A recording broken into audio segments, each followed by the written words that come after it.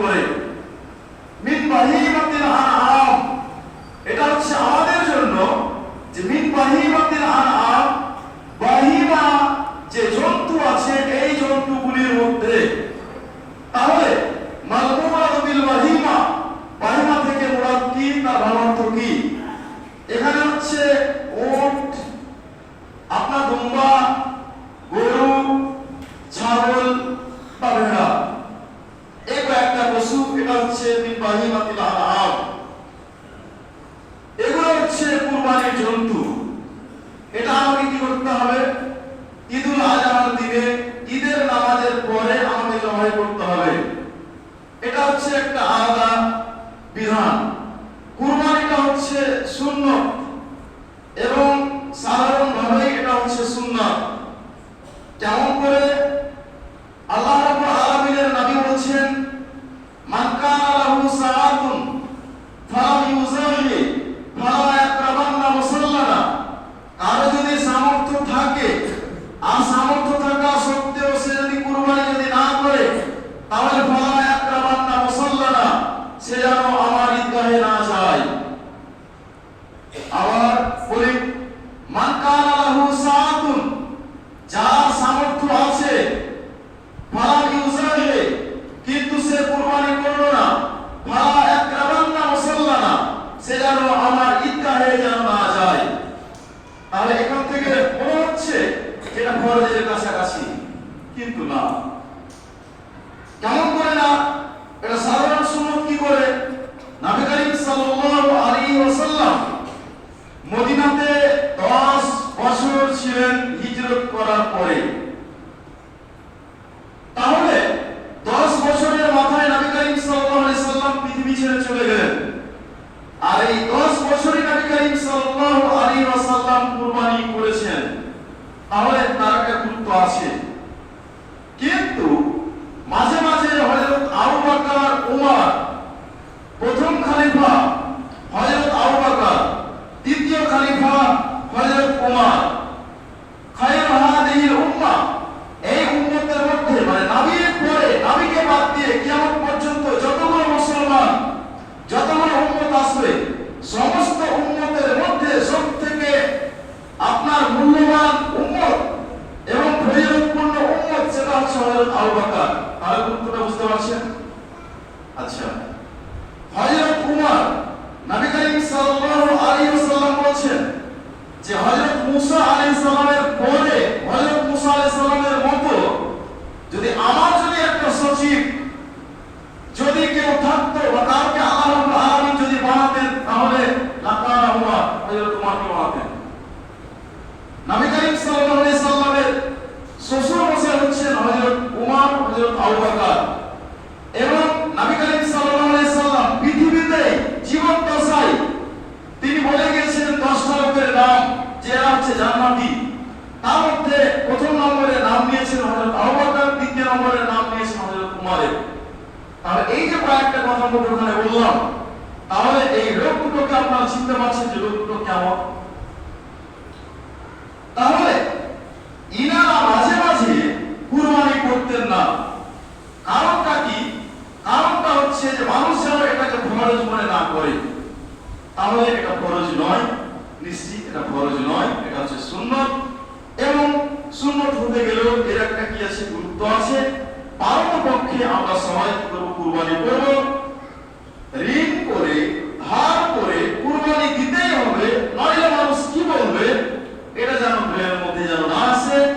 আমি পাচ্ছি না, আমার অর্থ যে কোনো কারণে হোক নেই, তাহলে আমি ঋণ করে, ধার করে বা আর কিছু পন্থা অবলম্বন করে আমি যে কুরবানি করবো, এটা যেন আমি না করতে যাই, কারণ এটা ফরজ নয়। কিন্তু পারতপক্ষে গা হারিয়ে যে বসে থাকবো, এটাও যেন না হয়।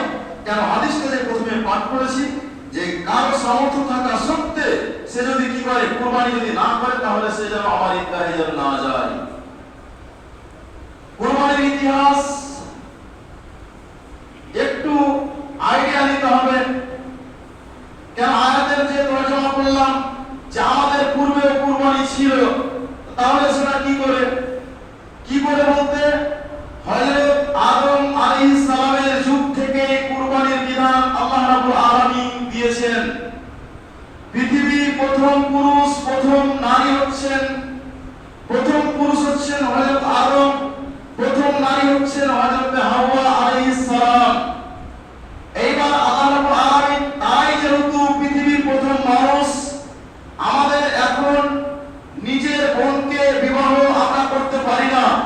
এটা হচ্ছে মুহররমাতের মধ্যে নিজের বাবা যাকে বিবাহ করেছে এবং তার সঙ্গে বাবার যদি বাসর রাত এবং মিলামেশা যদি হয়ে থাকে, তার সঙ্গে বিবাহ ছেলে হারাম, এটা মুহররমাতের মধ্যে পড়ল। এবং দুগ্ধ সূত্রে যা দুধ পান করেছে, তাহলে জন্মগতভাবে 7 প্রকারের নারীকে একজন পুরুষ বিবাহ করতে পারে না।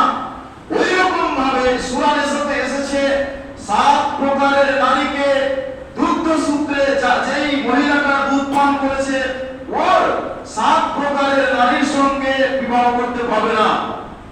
কিন্তু সেই সমাজে ছিলটা কেমন? জোড়া জোড়া করে সন্তান সন্ততি হয়েছে হযরত আদম আলাইহিস সালাম এবং হাওয়া আলাইহিস সালামের উরুসে।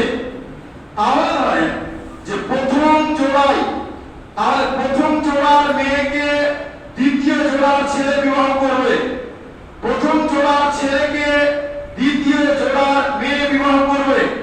কিন্তু প্রথম জোড়ার ছেলে প্রথম জোড়ার মেয়ে বিবাহ করতে পারবে না, এটা মুহররমাত, এটা হারাম ছিল। দ্বিতীয় জোড়ার মেয়ে দ্বিতীয় জোড়ার ছেলের সঙ্গে বিবাহ করবে, এটা হবে না। এক কথায় এটা কি করতে হবে? একটু এলোমেলো করতে হবে, এইরকমটা ছিল বিধান। এবার হাবিল আর কাবিল এরা তো ভাই ছিল। তাহলে একটা মেয়ের নাম ছিল ইকলিমা, আর একটা মেয়ের নাম দুরকম ভাবে আসছে। কোন এতে পাওয়া যায় যে গাজা, কোন এতে পাওয়া যায় যে লিউসা।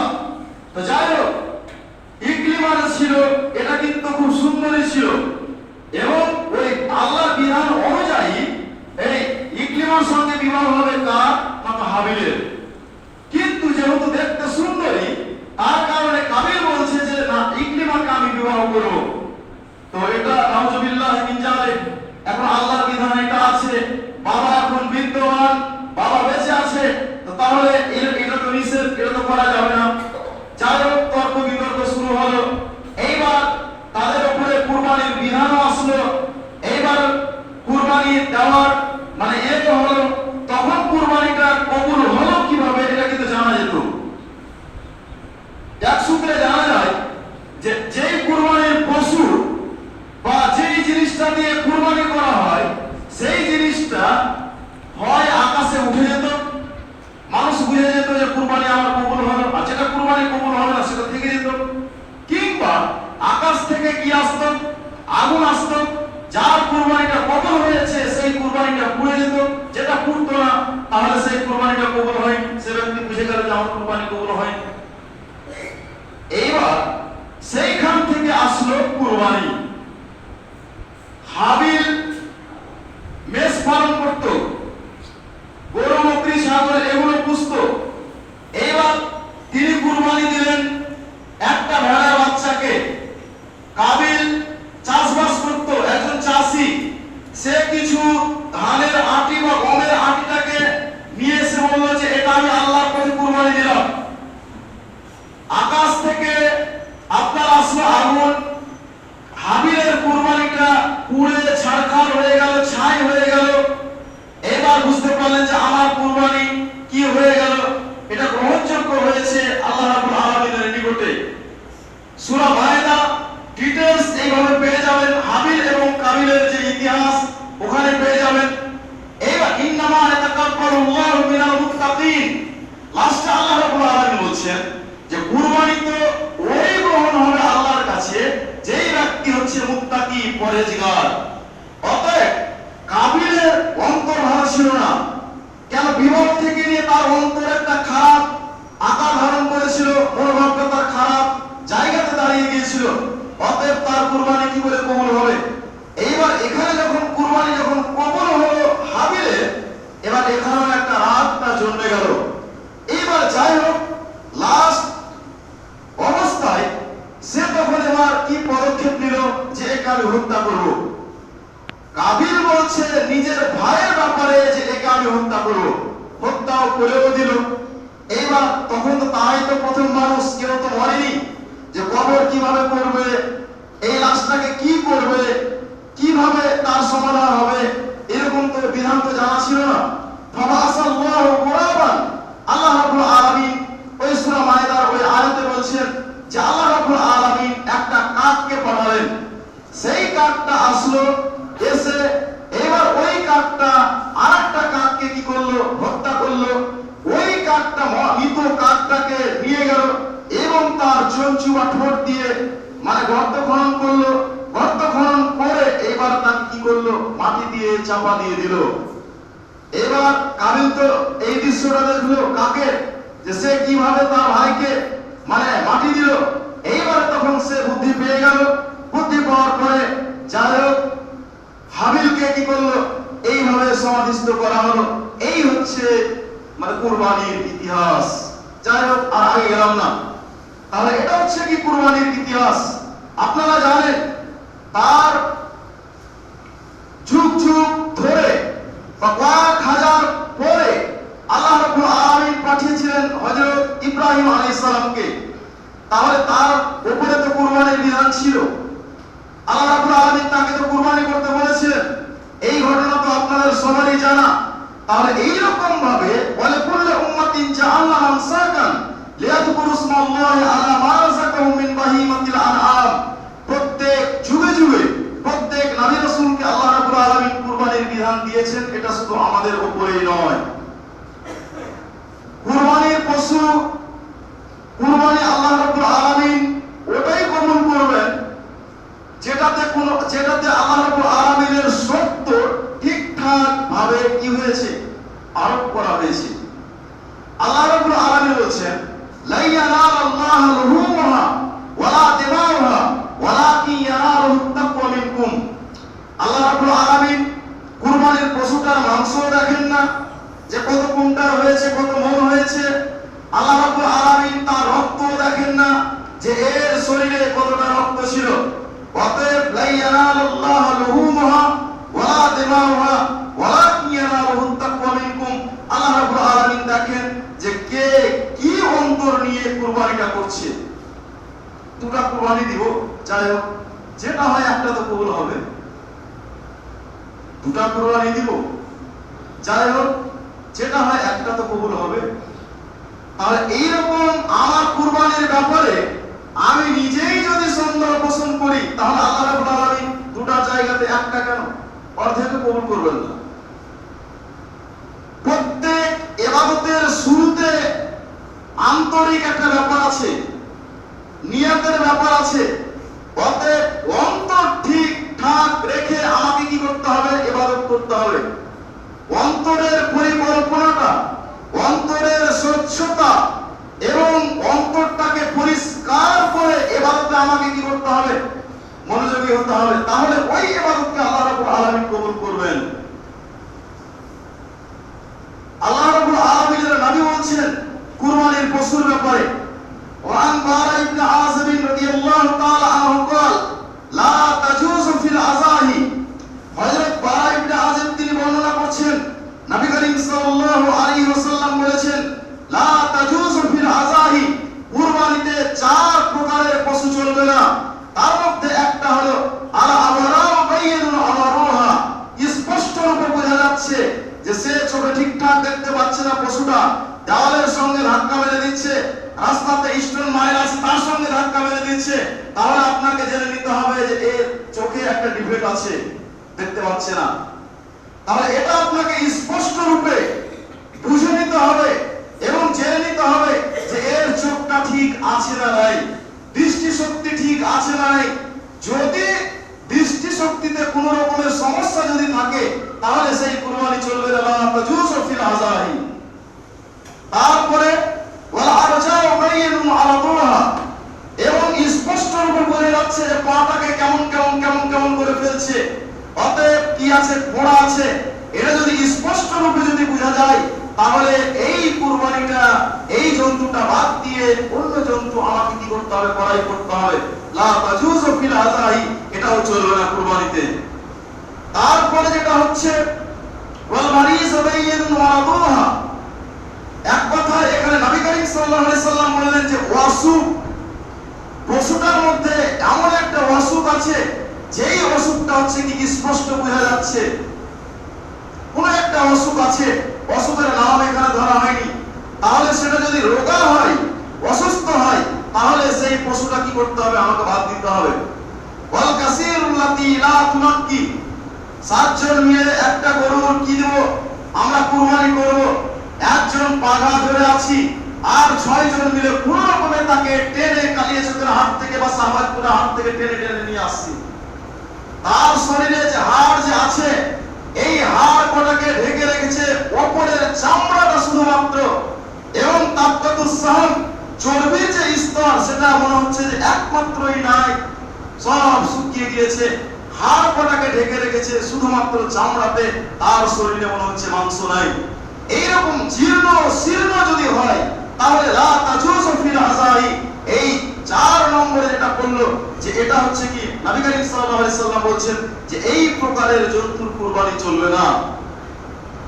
তারপরে অন্য বর্ণনাতে পাওয়া যায় এই হাদিসটা বাদ দিয়ে লা সারকা ওয়ালা খারকা, যদি চামড়া যদি কি হয় ফাটা যদি থাকে, কান যদি কি হয় ছিদ্র আছে, ফেটে আছে, চিরে আছে, তাহলে এই কুরবানি থেকে আমাকে কি করতে হবে, এই সমস্ত পশু থেকে আমাকে দূরে থাকতে হবে। অবশ্য লা সারকা ওয়ালা খারকা, এই আপনার ফিকহ বিভাগীয় যে সমস্ত পুস্তক আছে বা ফতোয়া আছে সেখানে একটা মতভেদ দেখা দিয়েছে, কিন্তু ইমাম হিসেবে আপনাদেরকে যেটা আমি বলতে চাই তা হলো এই ভালো উপদেশটাই দিতে হয় যে এই সমস্ত পশু থেকে আপনি যে কান ফাটা, কান চিরা, চামড়া ফাটা, চামড়া চিরা, এই সমস্ত পশু থেকে দূরে সরে থাকবেন। আগের 4টা যে বললাম সেটা স্পষ্ট, সেখানে কোন রকমের আর কোন ব্যাখ্যা চলবে না।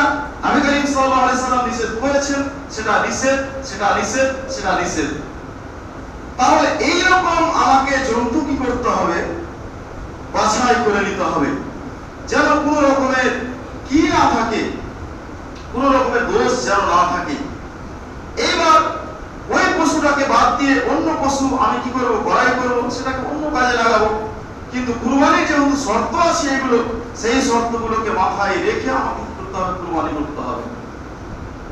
আর একটা কথা শুরুতেই বলেছি, ঋণ করে, খরচ করে, ধার করে কুরবানি দিতেই হবে, এটা মনোভাব যেন না থাকে। তারপরে যেটা হচ্ছে মৃত ব্যক্তির নামে কুরবানি দিতে হবে, এটাও যেন না হয়। উম্মত যারা মারা গিয়েছে তারা উম্মত, যারা বেঁচে আছে তারাও নবীর উম্মত, এই কথা ঠিক। এবং এই যুক্তিটা মাথায় আসতে গিয়ে ওলামায়ে কেরামের মধ্যে একটা মতভেদ তৈরি হয়ে গেছে। যাই হোক, ইমাম হিসেবে আমার ব্যক্তিগতভাবে দুই পক্ষের টানাটানি ফতোয়াকে সামনে রেখে মিডিলে যে পরামর্শটা আপনাদেরকে আমি দিচ্ছি, মৃত ব্যক্তির নামে কুরবানি করার চেষ্টা করবেন না। তার থেকে যেটা সহি কথা, মৃত ব্যক্তির নামে বা মৃত ব্যক্তির জন্য যেটা কাজে আসবে, যাতে কোনো মতভেদ নেই মাঝামাগত দিক দিয়েও অন্যগত দিক দিয়েও, সেটা হচ্ছে তার নামে আপনি দান করুন, একদম স্পষ্ট ব্যাপার। তার জন্য আপনি দোয়া করুন, এটা স্পষ্ট ব্যাপার। মৃত ব্যক্তির জন্য কুরবানি করতেই হবে এই কথা নয়। এইবার এইগুলো মাথায় রেখে কি করুন, কুরবানি করুন। সামনে যে আরো কিছু আছে, বিধানগুলো আছে, সেগুলো সামনে বলা হবে, আপনাদেরকে বলবো ধারাবাহিক অনুসারে, সেগুলো আপনারা মাথায় রাখবেন, আমরা যেন মাথায় যেন রাখতে পারি।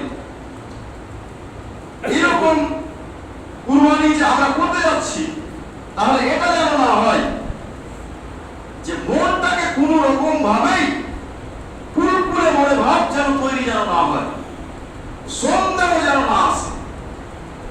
কেমন সন্দেহ? যে আপনার ব্যাপারটা আপনি তো বুঝতে পারছেন, আপনার ব্যাপারটা অন্য কেউ বুঝতে পারবে কি? আপনার আর্থিক ব্যাপারটা হোক বা পশুটা যে আপনি ক্রয় করছেন, সেখানে মনে হচ্ছে কেমন কেমন মনে হচ্ছে, কাউকে ধরে নিয়ে গিয়ে এটা চলবে কি চলবে না, মানে ঘরের ওপর দিয়ে আপনি আল্লাহকে করবেন, মানে বাঁচার চেষ্টা করছেন এবং আল্লাহকে আপনি সেটা ধরিয়ে দেওয়ার চেষ্টা করছেন, এটা পৃথিবীর জজ এটা মেনে নিতে পারে, কেন তো ধরতে পারে না অন্তরের কথা। পৃথিবীর আইন আদালতকে এটা ফাঁকি দেওয়া সম্ভব, কিন্তু আল্লাহর আইন আদালতকে সেটা ফাঁকি দেওয়া সম্ভব নয়। অতএব শুরুতে বললাম যে ইসলামের প্রত্যেকটা ইবাদত অন্তরের সঙ্গে কি আছে, সম্পৃক্ত আছে। অতএব অন্তরটাকে দৃঢ় রেখে আমাকে কি করতে হবে, এই কুরবানির পথে আমাকে আগাতে হবে। দোষ যদি আপনাকে মনে হয় সেখান থেকে আপনি দূরে থাকুন। কেন? ফিকহ বিভাগে একটা পরিভাষা আছে, মান ওয়াকা আশ-শুবহাত ওয়াকা ফিল হারাম। যে ব্যক্তি সন্দেহে জড়িয়ে গেল সে ব্যক্তি হারামে জড়িয়ে গেল। অতএব মোটা কথা তো আপনার মাথায় তো দিয়ে দেওয়া হলো, তারপরে এদিক ওদিক করে টালবাহানা করার চেষ্টা করবেন না, কেন এটা ইবাদত। কেন আপনি জানছেন প্রত্যেকটা ব্যাপারে আপনি জেনে আছেন, পার্থিব ব্যাপারে আপনি চালাক লোক। অতএব এই ক্ষেত্রেও চালাকির সাথে ব্রেন বুদ্ধি যা আছে, ব্রেন বুদ্ধিকে কাজে লাগিয়ে যেটা জানা থাকবে না জেনে নিয়ে কি করতে হবে, আমাকে কুরবানির পথে আগাতে হবে। কোন কারণে সন্দেহ যে দাঁড়িয়ে গেল আর এটা না হয় ওটা হবে, এরকম যেন না হয়। আমি যা করছি আল্লাহকে সামনে রেখে করছি, আল্লাহ দেখছেন। অতএব কবুল আল্লাহ রাব্বুল আলামিন করবেনই করবেন, অবশ্যই করবেন। এই নিয়ত নিয়ে কি করছি, আমি কুরবানি করছি, আল্লাহ রাব্বুল আলামিন অবশ্যই আমার কুরবানি কি করবেন, কবুল করবেন। এবং ওই ইবাদতের ব্যাপারে আমি নিজেই যদি সন্দেহ থাকি তাহলে সন্দেহযুক্ত ইবাদত আল্লাহ রাব্বুল আলামিন কবুল করবেন না। এটা যেন আমাদের যেন মাথায় থাকে। আর আল্লাহুম্মা সাল্লি আলা মুহাম্মাদ ওয়া আলা আলি মুহাম্মাদ কামা সাল্লাইতা আলা ইব্রাহিম